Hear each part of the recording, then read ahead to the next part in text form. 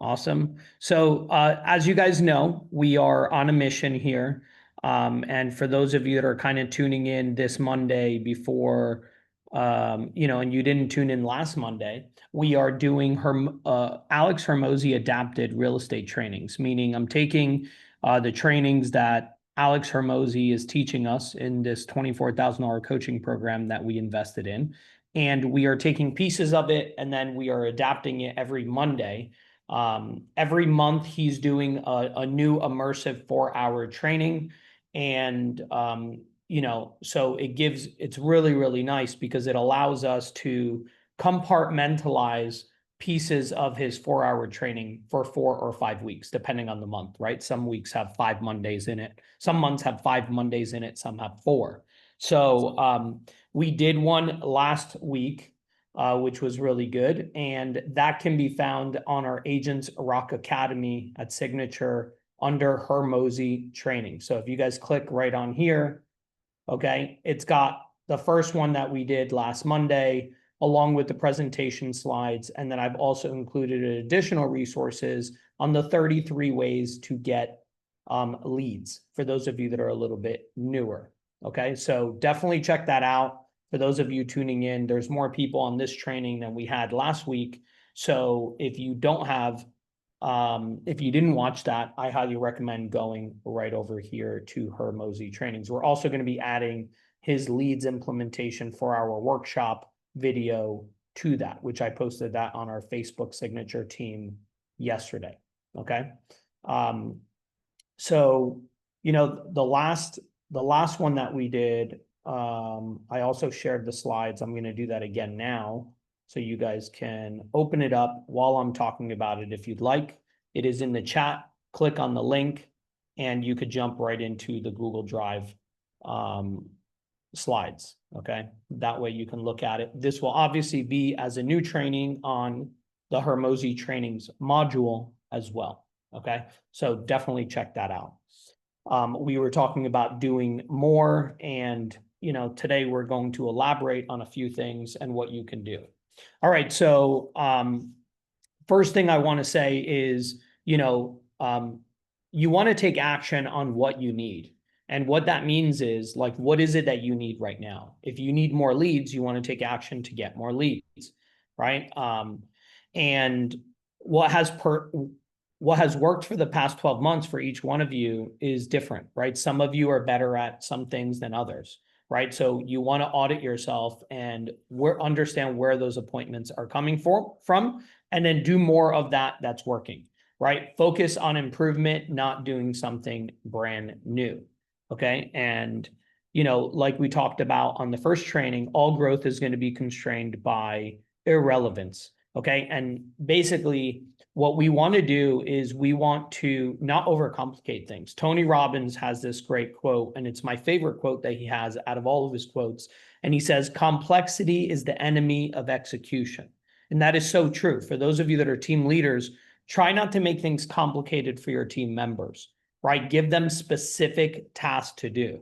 For those of you that are solo agents, right? Just don't try to overcomplicate, and creating this unbelievable funnel and marketing and things like that, because it stops you from actually doing the execution. A lot of things are a lot simpler, than we want to make them. And a lot of times we're just doing new things to do new things, not necessarily because that's what's going to work the best, right? You already have seen things that have worked, right? So we want to do more of that.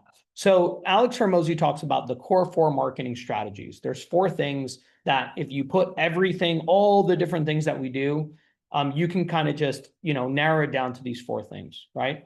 And it's compartmentalized in different things. So one, it's people who you know, and then people who don't know you, right?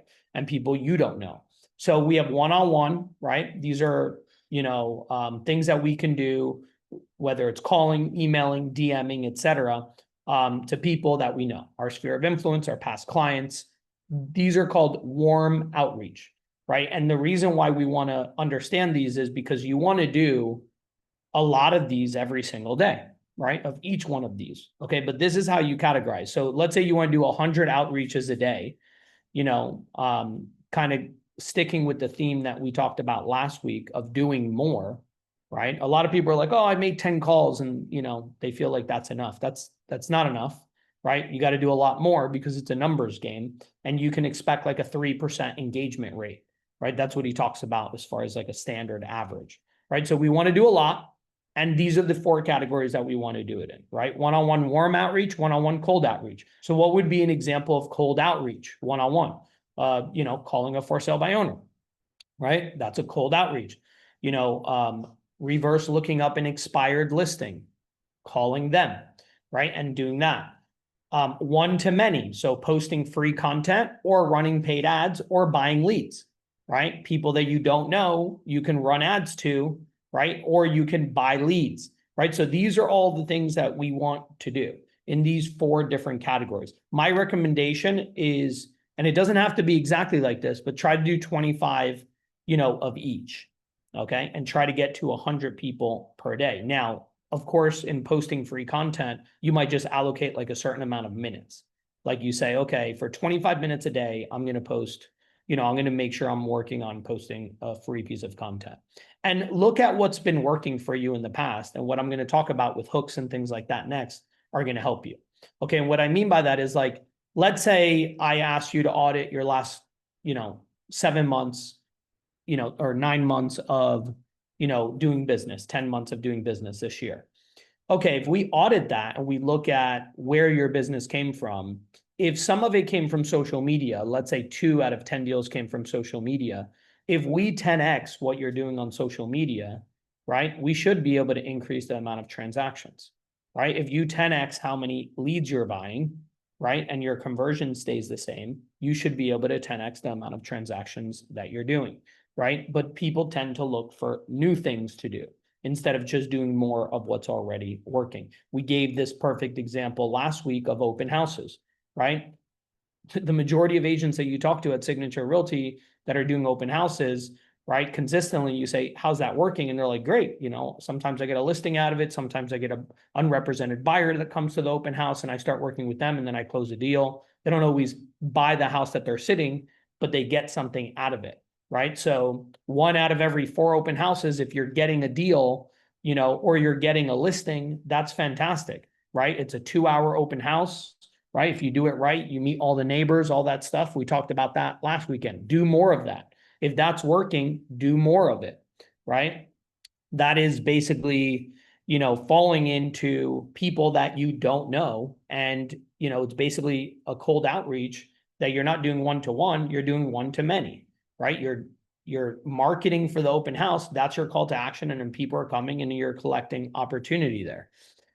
So I want you guys to just picture and imagine this, right? Imagine a maximum market penetration. What I mean by that is, let's say you're in a specific zip code, like, I don't know, Westfield, New Jersey, or Union, New Jersey, or Short Hills, New Jersey, right? Let's say every homeowner knew who you were in town.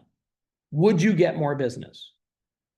Right? If every homeowner knew who you were, would you get more business? All growth is constrained by irrelevance. If every single person in that town knew who you were, then every seller would potentially give you a seat at the table when going to sell their house, right? So your growth is really constrained by not engaging with as many people as you possibly can, right? Through these 4 pieces, either one-on-one, right? Calling people that reaching out to everybody in the area, even circle prospecting, etc. So just remember that. When you're like, I'm not sure what I have to do, you just have to talk to more people. You have to get more people to know who you are, right? You need to become more relevant. You could do that one-to-one, right? And you can obviously delegate the one-to-one. You can have other people outreach to your sphere. Some of you are using Fellow. Michelle uses Fellow. Very good to interact and engage, with your CRM and your database, right? So then they're being sent stuff and then they're engaging back with us when they're ready to list their home. And of course, you can have an ISA call people, right? So you don't have to do all of these things yourself. You can also hire somebody else to do it, and Alex Hormozi is really big on this. He says, most of the time, the answer is not new, it's more. And before you do new, you do more. And before you do new, you do better, meaning you do more and then you do it better, right? And then when you're doing more, you end up doing it better. And then whatever you're doing that's better, do more of that. And what he means by that is, let's say you're doing 10 videos, right? 10 social media videos. And you see that one is outperforming all 10 of them. And you did a particular type of thing. Maybe you did a case study or you did an educational video.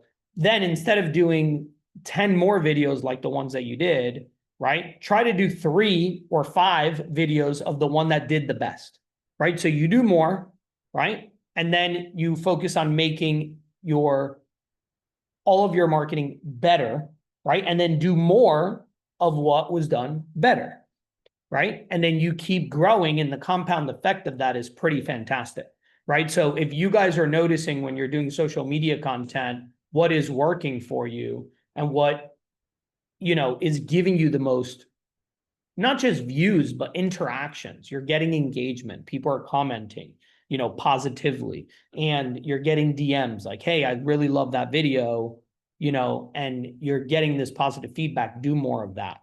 Okay. So, he talks about the ultimate motivation test. And if your kids were to be abducted, I know it's kind of dramatic, but if you have kids, right, or think about a loved one, if you don't have kids, right, if a loved one were to be abducted, right, if you didn't get 5 listings this month, what would you do to make that happen? Like, what would you do to ensure that you get these 5 listings, because you don't want this really bad thing to happen? And he talks about how, like, motivation is really, a lot of people just don't have the motivation. They don't have the purpose for it. So you have to create that. It's not that it's not possible, right? It's just that if they had to do it, they would probably do it. But have you ever gotten 5 listings in 1 month? Okay, great. So you already have a history of doing that. If you haven't gotten 5 listings in 1 month, right, you know that it's possible. Now it's just a matter of putting yourself in a position to do those tasks and do them with urgency, right? And a lot of times the answer is not doing something new. It's doing stuff that's already worked for you in the past, or doing more of what you already know that you have to do. So you want to focus on high impact activities, right? And one of those is getting more leads.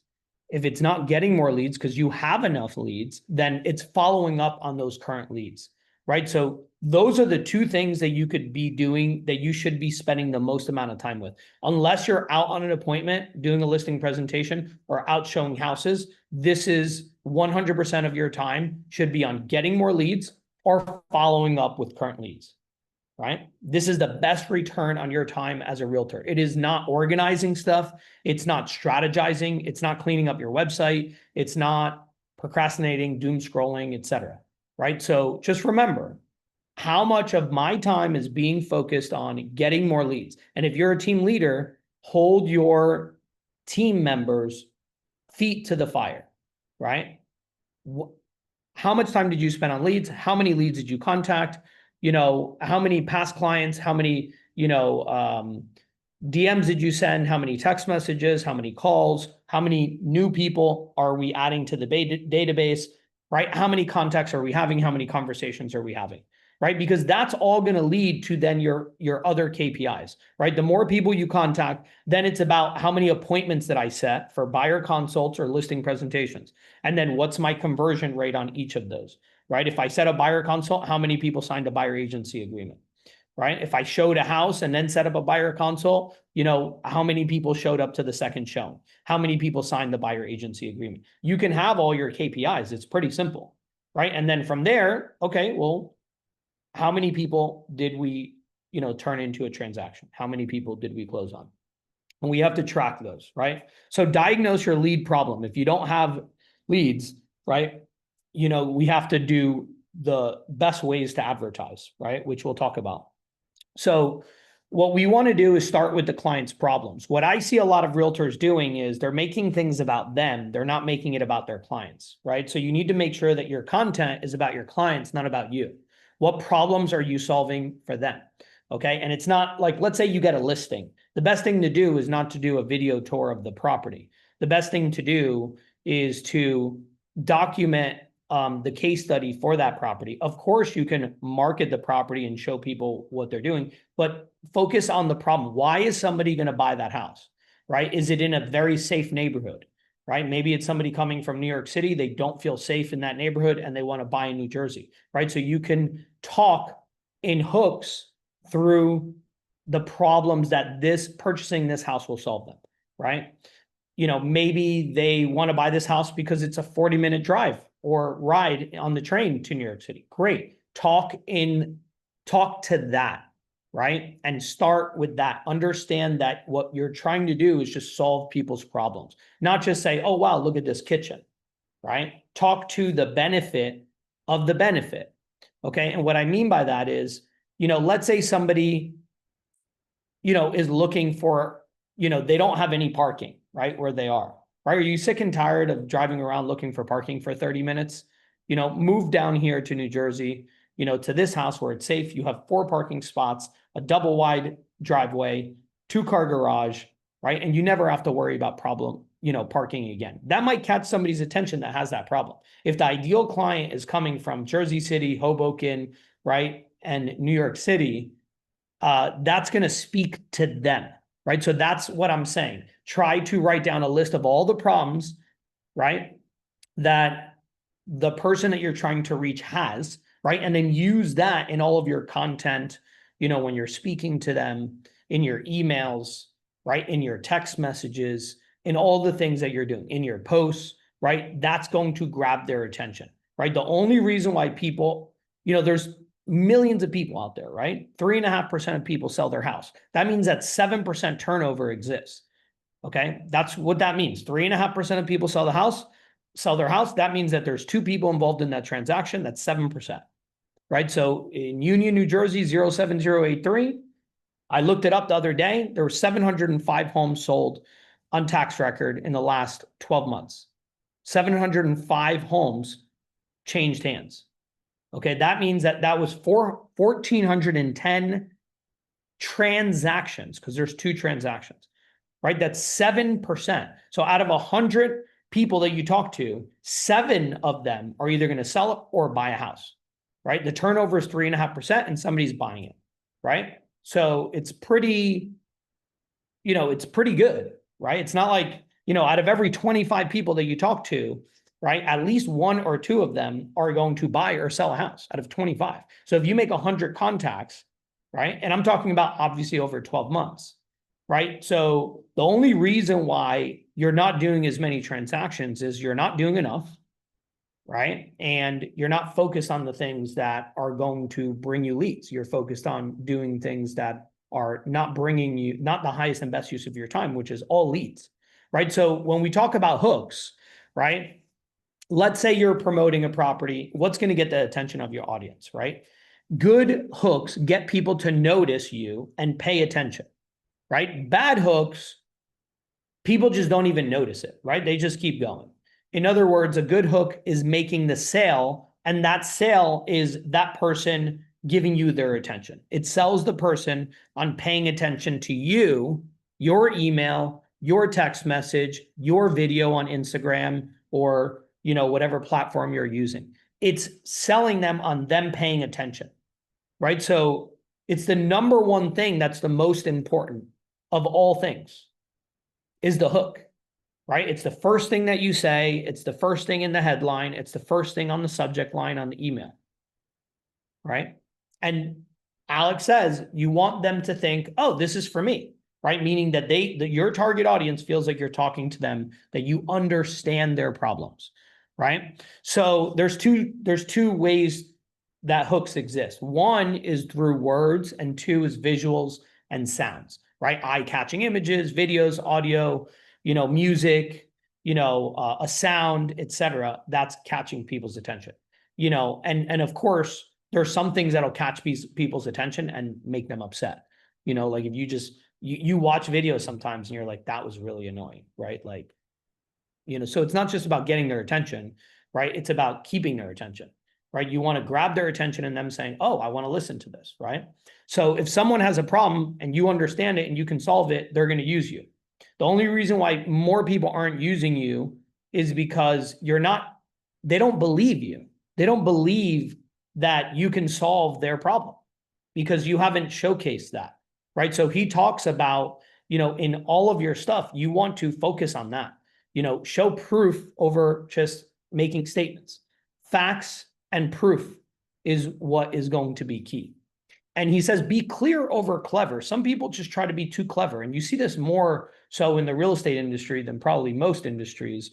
People are trying to be like super spunky and clever, right? And he talks about how proof is so underrated, right? People don't document, what it is that they're doing through case studies, testimonials, right? Using signature listings. Like, look, we have another property for sale. At Signature, you guys are allowed to leverage other agents' listings. Obviously, you want to talk to them and get permission, right? If you're going to be doing a video and the homeowner's permission.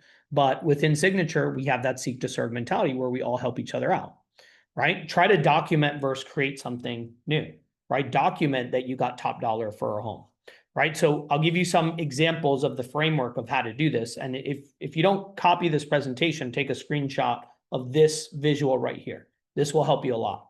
So build credibility with your audience through proof. You can do this via email. You could send a text message to previous, to clients that you're nurturing, like sellers are thinking about selling, for sale by owners, etc.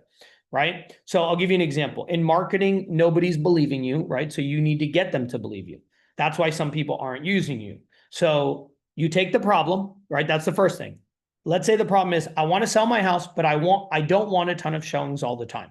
I'm too busy. So you have somebody that has a problem, a potential problem. You write it down. You go, okay, what can I do to create a piece of content, send an email that's going to help this person overcome this problem, right? And you would say something like, would you sell your house if you didn't have to worry about, cleaning up all the time and having a million showings and having your property, online for 6 months, right? Something like that, something catchy, right? And you can use ChatGPT or AI to help you come up with something catchy around the problem that that you have, right? You could say, ChatGPT, write me 10 hooks, right? For a video, for an email, for a subject headline on this problem. And then it'll give you 10 different things, okay? So I want to sell my house, but I don't want a ton of showings all the time. I'm too busy, okay?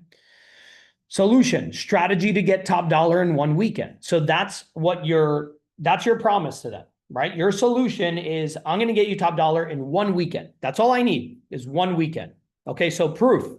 Now you did a property, show them your case study of the house that you did this with, right? For example, you listed a house, right, that you got $50,000 over asking. What most people, listing agents, do is they'll post, oh, we sold this house for top dollar, 50,000 over asking. What I'm saying is, figure out the problem that's solving, right? The solution, get top dollar in one weekend, your promise, and then the proof that you did this and how you did it, right? So that's your case study. How did you do this, right? How did you get them $50,000 over asking, right? And for example, if you just say one of the 10 strategies that we used, right, to get them top dollar was we delayed showings until the open house. What does that do? Right? We list the property as a coming soon on a Tuesday. So everybody on Zillow, on homes.com, on realtor.com, everybody's seeing this property. And we have the first showing be the first open house. So we do a Saturday and Sunday. Saturday from 1 p.m. to 3 p.m., we held an open house. What did that do? That created a lot of urgency, and everybody came to see the house on Saturday and on Sunday for those 2 hours, right? And what it did was it created massive amount of urgency. Everybody sees each other there, and we don't have to have a million showings for the homeowner. So we didn't show the house Tuesday. We didn't show it Wednesday. We didn't show it Thursday. We didn't show it Friday. We only showed it Saturday and Sunday for 2 hours at a time, right? So in those 1 hour of prep, 2 hours of open house, right?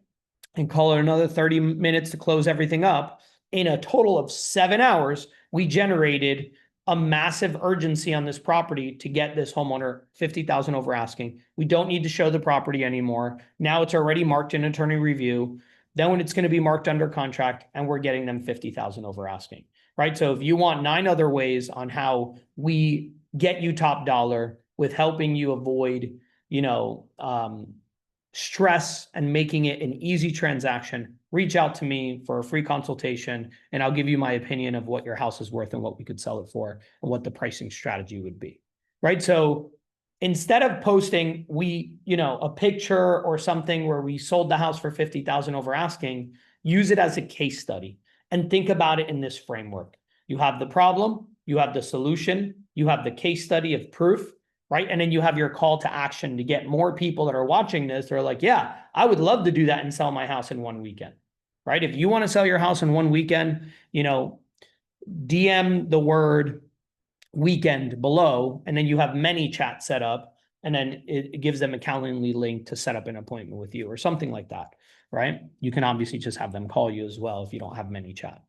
And this will solve the problem of people believing you, because you can't, there's no way that somebody won't believe that, you know, you can sell a house for top dollar by showing proof of it, right? So that's my point, right? Instead of making it about you, I sold this house for 50,000 over asking, show them how your strategies and your know-how and your knowledge and your experience and your brokerage and your team, you know, and all your tools and all the things that you're doing are going to help them solve their problem, right? A lot of people don't want to list their house because of that situation. They don't want to have the house on the market, a bunch of strangers coming through their house, you know, they're cleaning up all the time, et cetera, et cetera, et cetera. Hit those pain points. You can obviously do this in an email. You can do this with a video. You can do this with a, you know, with a million things. And then you can, if you really want to go to the next level, guys, what people would do is they would add a lead magnet, right? To learn the other 9 ways that we help you get top dollar for your home,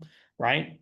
DM me the word, you know, top dollar, and I'll send you a list of the 10 things that we do, right? So now you've created this document one time, right? And it could be professional cleaning, staging your property, pre-home inspection, right? All these things that you would do to make sure that they're getting top dollar for their home, you could put it all in a document and send it to them. So what does that do? It creates proof, it creates experience, it creates knowledge, right? And at the bottom of that document, you can have testimonials, right? I was so happy to hire Mary. She was amazing. She got me top dollar. Everything she said happened, right? 5-star review, right? And now you're showing proof. Now they're going to think of you. That's very different than posting a photo, you know, sold another listing for 50,000 over asking, right? So use this framework. Hopefully that, you know, that you guys understand it. All right. So now instead of a seller situation, let's use a buyer example. Okay. Buyer client example strategy, buyer client's example problem. I want to buy a house in New Jersey, but I don't know the neighborhoods, right? I was recently looking in, you know, Miami a few years ago, and I didn't know all the neighborhoods. And I was also looking in Portugal, and I don't know all the neighborhoods, right? So if there was somebody that had videos online showing me all the different neighborhoods and the pros and cons and what I can get for my money, you know, I would follow that person and I'd probably reach out to them. Okay. In fact, that's actually one of the things that my wife did. So I want to buy a house in New Jersey. I don't know the neighborhoods. That's a problem, right? You guys know that there's a lot of people in Hudson County. There's a lot of people in Manhattan, and some other people out of state, right, that don't know the different neighborhoods, right? So what's the solution? Follow me as I describe the top safest towns in New Jersey, right? So safety is obviously something that's important. You can obviously say safest towns with the best schools, right? You could say biggest bang for your buck, lowest property taxes, whatever you want, right? Use a bunch of different hooks, and then you can make the video about that or the email about that, whatever it is that you think is going to be best for your ideal client. Okay. If you're working with investors, obviously it's going to be different, right? If you're trying to focus on builders, their problem is finding inventory, right? In an area where they can actually buy properties and make a profit, right? So that's their problem. Come up with the solution. So in this case, I want to buy a house in New Jersey. I just don't know the neighborhoods. That's the problem, right? I'd love to buy something. I just don't have the time. I don't have the energy to drive around neighborhoods and like try to decipher this. Solution, follow me as I describe the top safest towns in New Jersey, right? Proof, do a video tour of a town, show statistics, right? Crime statistic, lowest crime statistics here, best school rankings, et cetera. And then here's what you can get for 500,000. Here's what you can get for 750. Here's what you can get for $1 million. Here's what you can get for $1.5 million. Here's what you can get for 2 million in this town, right? Or in this county or in this geographic area, right? Interview homeowners in that town that love it and talk about its walkability, its safety, its commute to New York City, et cetera, right? So that's a case study, right? So instead of doing a video of the listing that you have, right? You can focus on that neighborhood and why people that have this problem of not knowing the neighborhoods, you can describe why this is a great neighborhood to be in. Talk about them. Don't just tour the property, right? You can obviously tour a few of the properties and have some links to the tours of the properties, but this is a way where this buyer is like, wow, this person really cares about this. And you could talk about, here's a train station. You could talk about the parking permit, like there's a wait list right now, but if you need help with that, I can help you with that. If you're traveling to New York City, this is one of my favorite towns for commuters because you can take the bus, you can take the train, or you can drive and you're there in less than an hour, right? You get a good bang for your buck. Taxes are not that bad, the property taxes, and it's one of the safest towns with the best school districts. Why do people move from New York City or Hudson County? Because they're starting a family, right? So they obviously care about good schools, right? And, it being safe, right? So that's what I mean by doing a case study around this framework. Call to action for more videos like this, follow me on my YouTube channel, right? Or subscribe to my email newsletter and reach out to have a private one-on-one buyer consultation to discuss how we can find your dream home in your dream neighborhood, right? So always have a call to action at the end of your videos and also in your description of your videos below. If you have a Calendly link, if you want to use ManyChat, where people are DMing you a word and then, signing up for either a one-on-one buyer consult or getting your business card, et cetera, right? You want them to put in their information. Now, let's say you've already done 10 towns in New Jersey like this, right? Obviously, you can start saying later, right? Like, hey, if you want a list of the other 10 videos, I can DM it to you right now. Click, put in the word top 10 towns in New Jersey or new NJ, and I'll send you that list right now of all the videos of the towns, or you can go to my YouTube channel, right? And now you get known as the person that knows these towns, right? This is putting you in a position of expertise. People are going to believe you because you're doing the work, you're saying the words, right? You know the schools, you know what's going on in this town, you know about the parking situation, right? You're solving all of their problems, right? And you're showing them.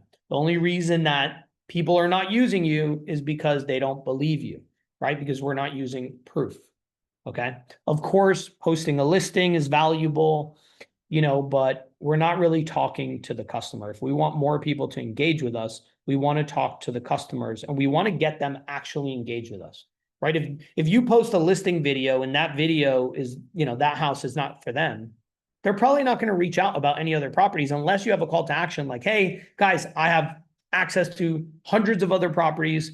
I know these towns like the back of my hand. Let's set up a one-on-one buyer consultation to walk you through how you can get the best rate, right? All the different financing programs that there are, and how I can get you $50,000 in equity in a home, even in this seller's market, right? And then you could talk about how you have off-market deals, et cetera, et cetera, et cetera. What is their problem, right? Think about that, write them all down, and then you create hooks, videos, emails, text messages, documents, lead magnets, all for that, right? And it's really doing more. So truth and proof, right? Number one rule of marketing at Hormozi headquarters, right? They're a marketing company. Their companies together did $250 million aggregate last year in revenue. State the facts and tell the truth, right? Use proof, right? And do it in a way where it's solving their problems, okay? So can you handle more customers? All right, let me know in the chat. How many of you can handle more customers? Say yes. If you can handle more customers, say yes. Okay, everybody's saying yes. If you say no, I can't handle any more customers, then that's why you add team members, right? That's how Michelle started her team. She's like, holy shit, like I'm leaving money on the table. Like I'm completely at capacity, right? If you're at capacity, then it's not about doing more and getting more leads. It's about setting up your team, right? And giving them leads, right? If you can do more, now the second question is, you can handle more customers. Now the second question is, can you afford to get more, right? If you spent more money, could you get more? So if you can handle more, you have the time for it and you have the money for it, right? Then just go do that. That's what you have to do, right? Either buy more leads, get an ISA, et cetera. So if you have money and you have time, right? Just do that. You don't need to go crazy doing all this other stuff, right? You need to focus on that because you're not at capacity and you have the money to do more. So look at your last 12 months, right? What's worked? How much money did that cost, et cetera, and do more of that. So this is very important to understand. It's called CAC, customer acquisition cost. Okay, if you can handle more, but you can't afford to get more, you have to ask yourself, well, why not? Well, your cost of acquisition should be about $1,500 to $3,500 per customer. Let's say it's a little bit more. Okay, let's say you're not great at converting because you're newer, whatever, right? And your cost, right, to get one transaction is $5,000, right? It's not $2,500, it's $5,000, right? If your cost of acquisition is too high, then that issue needs to be resolved by getting better at sales. How do you get better at sales? By doing more, right? So because if you convert if you do more, you get better. If you get better, that reduces your customer acquisition. Why? Because if I get 4 leads or I do 4 open houses and I'm kind of mediocre and I only do 1 deal out of 4, right? And it costs me X amount of dollars to do marketing, X amount of hours to meet all the neighbors, et cetera, et cetera, et cetera. But then I get better at it, right? And I do 2 deals out of 4 open houses, right? Then the cost of that, customer went down. Same thing with if I'm buying Zillow leads or Realtor.com leads. If it costs me $250, right, per lead, and I have to buy 20 leads to get 1 deal, right? 250 times 20 is $5,000, right? So if I only close 4%, 1 deal out of 20, it's costing me $5,000 for that, which is fine, right? If I'm making 15,000, but if you're making 10 grand, right? And then you had expenses for that listing, you paid for videography, you paid for this, there's brokerage fees, et cetera, right? How much are you ending up with, right? So sometimes you have to look at the whole picture, and that's why it's important to understand customer acquisition costs. Like sometimes I'll sit down with agents and I'll be like, all right, where did we get deals from last year? They said, oh, I got 6 deals from Zillow. Okay, great. Let's see how much money we spent on Zillow, right? You take how much money you spent on Zillow and divide it by 6, right? Oh, I spent, for example, $24,000 on Zillow. Okay, you spent $2,000 a month on Zillow and you got 6 transactions. So you spent $4,000 per transaction. So your customer acquisition cost is $4 grand. Right now, let's say your average commission check is 15 grand, right? And your average cost for the listing is 1,000 for media, photography, blah, blah, blah. Right? So look, 15,000 gross. We spent 4,000, right, to get the lead on Zillow, plus 1,000 for the media. Right? So we're at $5,000, 15, we made 10.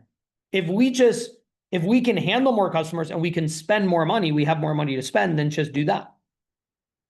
Right? Because if we double the amount of leads that we get, 40, right? And we convert 2 deals now, right? Now we make $20,000 profit, plus we get all our money back, right? And so forth.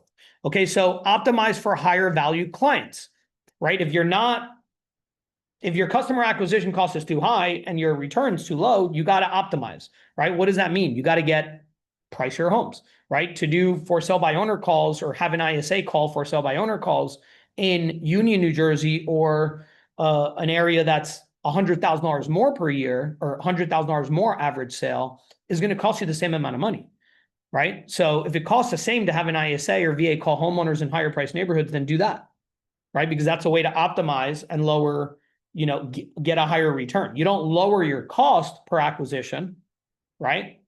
But you're making more net because of that. So I'll give you a very important example, and you want to take a screenshot of this, okay? So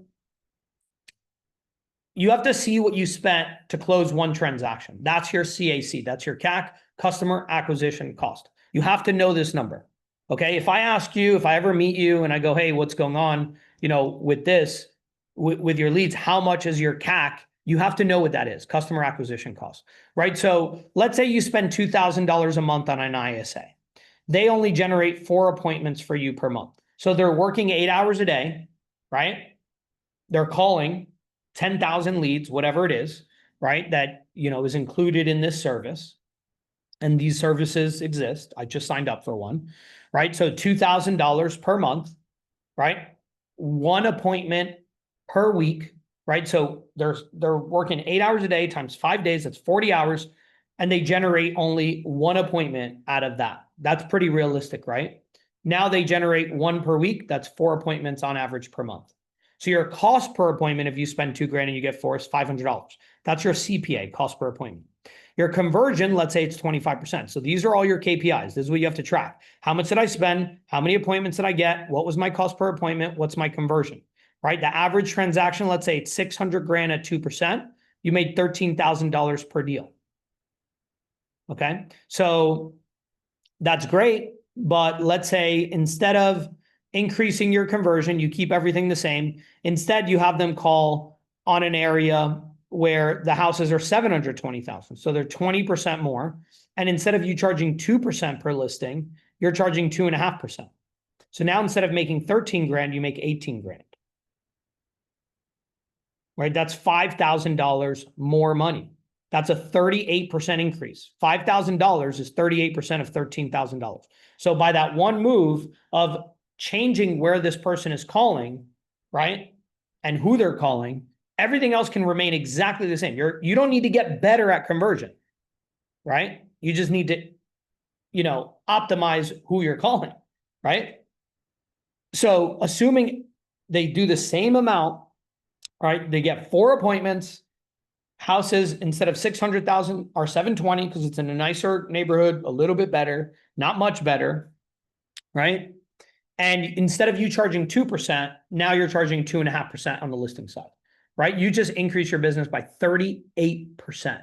Don't be quick to lower your commission, right? And this is just an average. It's for educational purposes. Obviously, everybody charges different commissions, right? Some people charge more, some people charge less, but whatever it is that you're doing, increase. If you're increasing it by that percentage, it's a huge increase. Okay. So that's all the same amount of leads, the same amount of money on marketing, same amount of everything. Now let's take it to the next level. Now imagine taking that 5 grand extra money that you made, right? And putting 4,000 of the 5,000 into getting more appointments, right? Doing more, right? So instead of spending 2,000 a month, now we're spending 6,000 a month. Instead of getting 4 appointments, we're getting 12 appointments per month because we're getting 3 times the amount. Now we have 3 ISAs working full-time instead of 1. So now we get more experience, right, from doing more listings. If you do more listings, right, you gain more confidence, right, and you get better. So now your close ratio also goes up, right? So close 3 deals, right, instead of that 1, and you make $18,000 a month, right? So you get $18,000 times 3 is $54,000. Right? So is this impossible? Right? Is there people out there doing 3 listings, right, out of 12 appointments, right? Every other day they're going on an appointment, right? And they're closing 1 out of 4. They have 12 and they're closing 3. That's $18,000 times 3. That's $54,000. You only spent $6,000 a month on an ISA. Now you might think there's no way I'm spending $72,000 a year on ISAs alone. Well, okay, but if you can afford it because you started with 2 grand, that helped you get some transactions, right? You optimized a little bit, you got a little bit more money, and now you threw it back into the business, right? You're still netting $48,000 per month. I mean, that's great. If this is work, like if I look at your audit guys and you're like, yeah, I have an ISA and they're getting me 1 appointment a week, 1 appointment, 4 appointments a month, and I get about 1 out of those 4. Why are you focused on doing anything else but hiring another ISA? Just get another ISA, right? Get 2 more ISAs, right? And then you're going to hit the goals. You're going to make over $500,000 a year. Now imagine if you convert better because you're doing more and you have more experience. So out of 144 appointments per year, 12 appointments, 12 months, 12 times 12, right? That's 144. Now you convert 30% instead of 25%. That's 43 transactions times 18 grand on an average price point of 720. That's $774,000. I mean, this is obviously life-changing money for most people, right? And this is one avenue that you just do more of. This is what he talks about. You ask yourself first, what's working? Can you do more of that? Can you afford to do more of that? Right? Then make it better, optimize it, then do more of it, right? So we optimized it, we made more, now we do more of it, right? We're hiring another ISA or 2 more ISAs. right? And then can you do more? Can you go on an appointment every day? And you might say, yeah, but I can't go on an appointment and manage the transaction. Okay, that's fine. But the way that you want to look at it is, okay, he says this is his thing. I don't really agree with it, but I'm sharing with you Alex Hormozi adapted trainings. So he says you want to take your net income and you want to divide it, your income and divide it by 6,000, right? What is 6,000? It's the amount of hours that he says that you can work, in a year, right? That's your not work, but that's your waking hour, your hour while you're awake. So I'm guessing he's using like 6 hours of sleep time because there's 168 hours in a week, right? If we subtract, 8 hours, that's 112 times 52 weeks. That's 58, 24 hours in a year.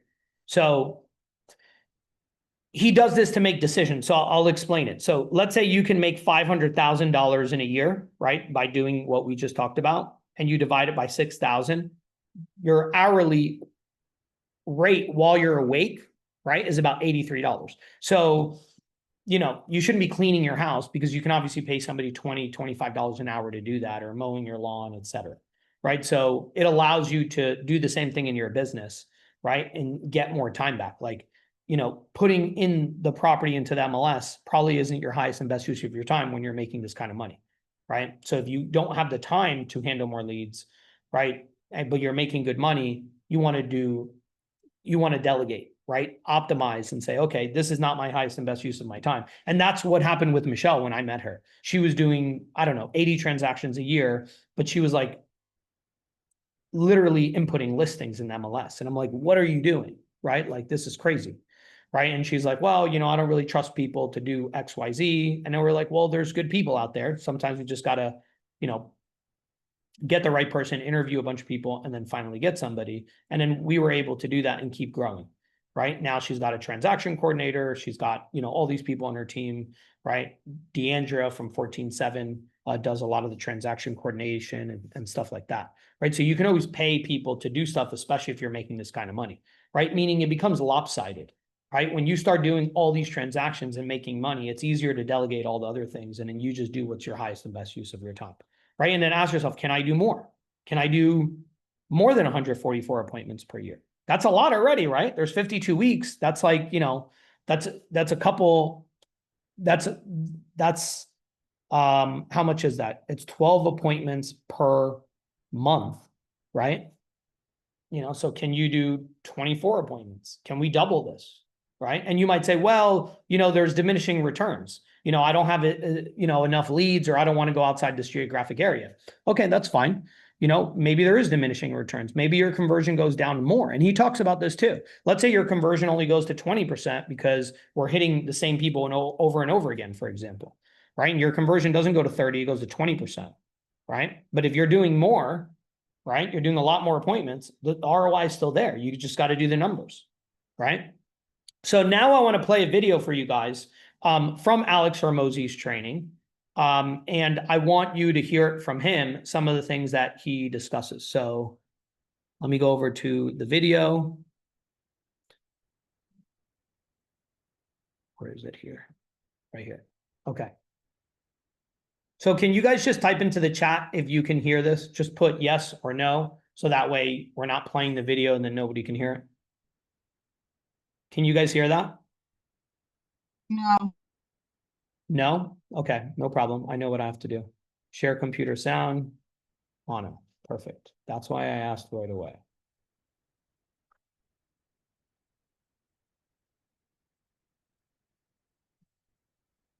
Okay. Part 2, many ways up the mountain. So there are many equally effective ways to decrease lead costs and increase lead flow. All right, so if you imagine each of these kind of colored lines on this mountain here, each of those is another way that could get to the top. All of them start in different direction. You'd have different scenery, different views, but fundamentally, all of them get to the top. And so you can imagine one person yelling at another person saying, my way of getting the top is better. Now, if we looked at this, assuming this was two-dimensional, there are some that will be shorter paths than others. And so there are some paths that may be better for you. And so the path that you would select, or the path that I would select for you, because we're going to go through a lot of different paths, should be the highest risk-adjusted return path based on your existing skills and resources. So that means that two people can look at the mountain and one person's really good at jogging and one person's really good at climbing, rock climbing. Both of them might get to the top, and both of them might take the same amount of time, even though both might cover very different amount of distances. And one might be riskier than the other. But it's all based on your existing skills and resources. So, with this being said, and this is the value of like, okay, how can Alex specifically help me? If you were here in person, right, I would look at your background and your skill set and the cash you got on hand, and I'd be like, okay, well, of these 3 different ways, which one do I think is the highest likelihood way of them working? So if you've done ads before, I'd probably recommend, if you need to get more leads, that you do more better ads, and I'll talk about that in a second. If you've made content before, my likely first suggestion would be to make more better content. If you've done outreach before, then the recommendation might be do more better outreach. Now, of course, there's a time where you start other channels and things like that, but by and large, more is always the risk-adjusted best bet. And so this is kind of how we're going to dive into this and how I've split this up today, because many of you guys acquire customers in different ways, right? But fundamentally, almost everyone here acquires customers through ads, outreach, or content, or a combination of them, all right? Once we know that, we'll then need to pick the right method, right, which is what we just covered.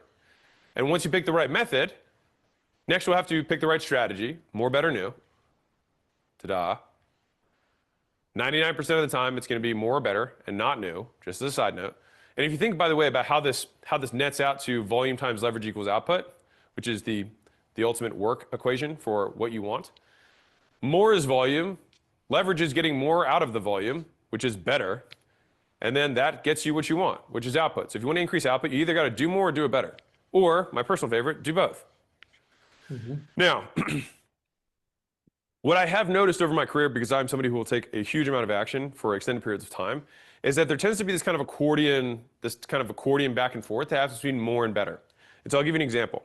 So let's say that you are making, one YouTube video a week and it's generating you X amount of business or growth. Okay.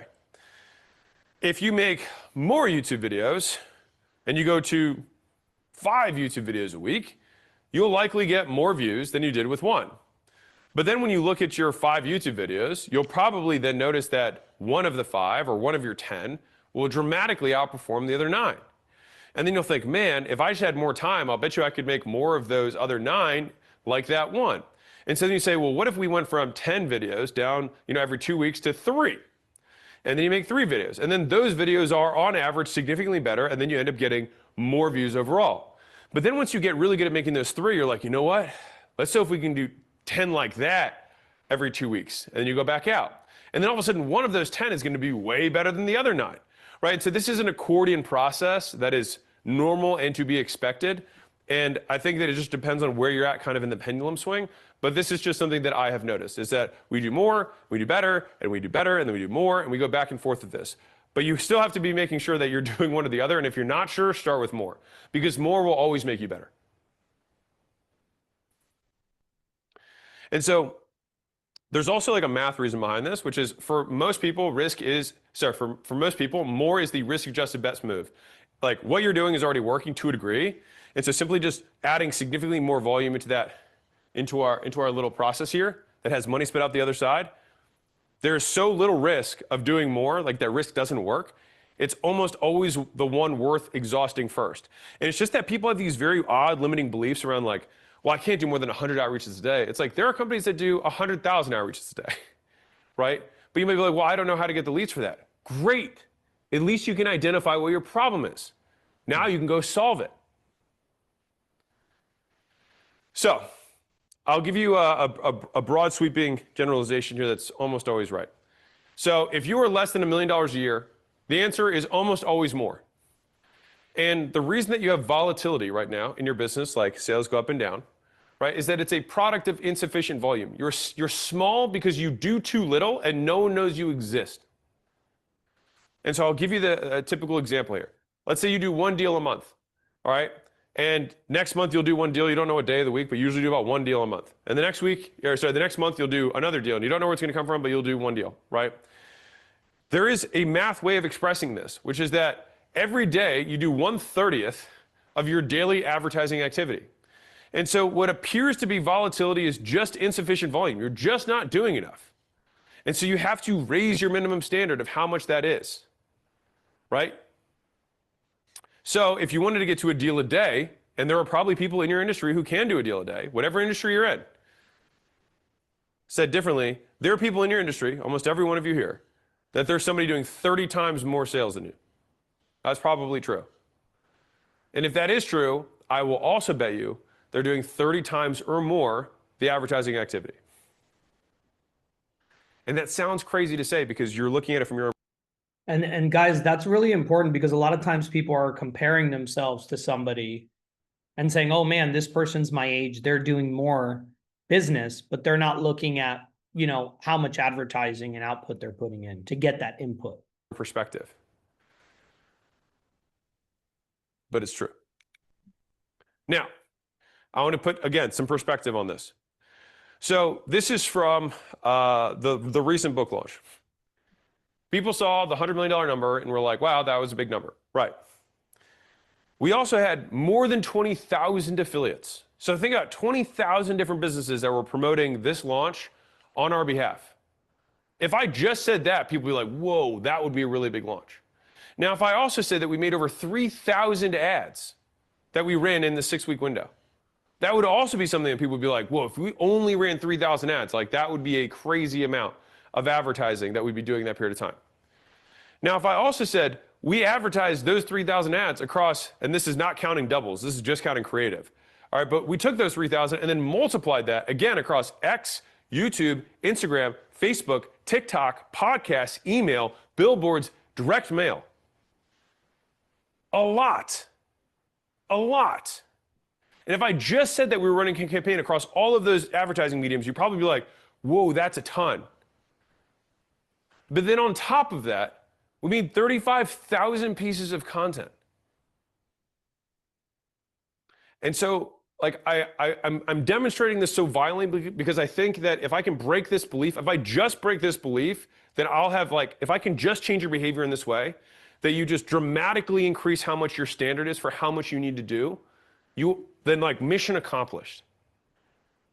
But you probably just aren't doing enough. And so you have to start counting in thousands, not in ones and tens. And I use the rule of 100 in the leads book as just like a primer for somebody who's getting started. But like, if you're trying to win, like, the nice thing is that no one takes any action. And so, like, it's very easy to beat people. But you just need to make sure that you're not one of them, which is most people.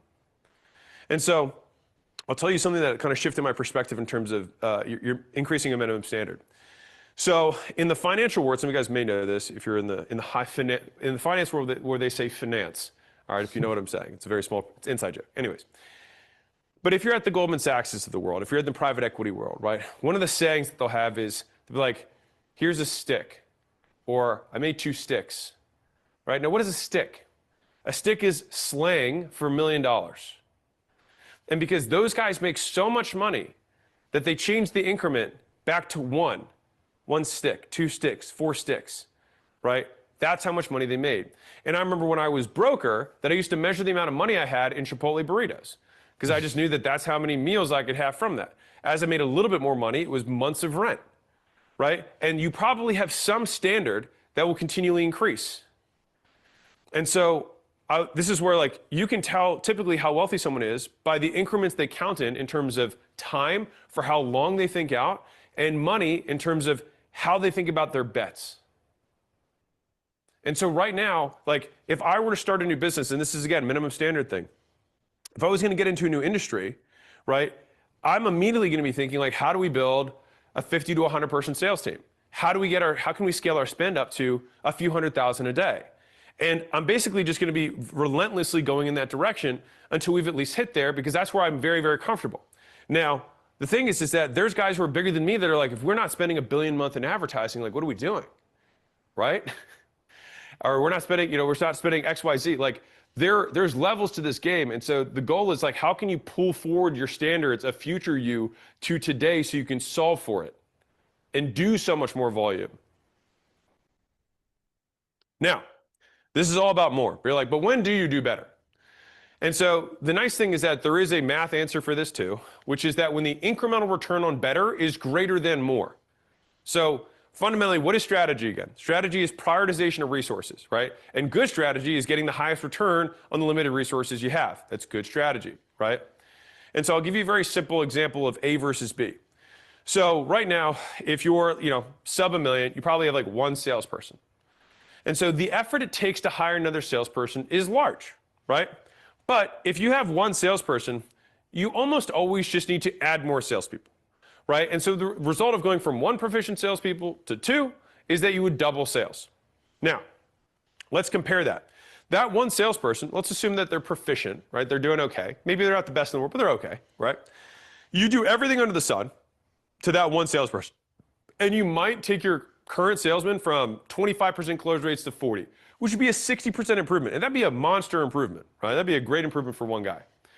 But in that instance, it would still probably make sense for you to just get more salespeople. Because if you just doubled them and didn't go from 25 to 40%, you would still make more money. And you'd also decrease the risk of the business because you wouldn't be, limited by one guy. Now, when does it make sense for you to do better?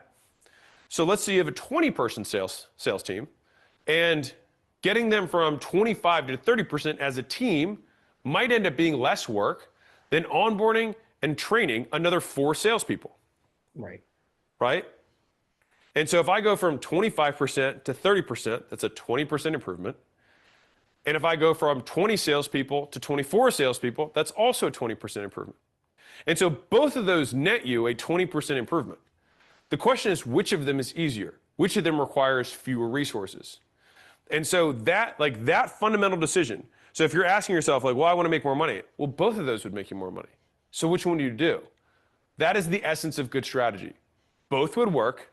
The key is that we move faster by getting more for what we put in.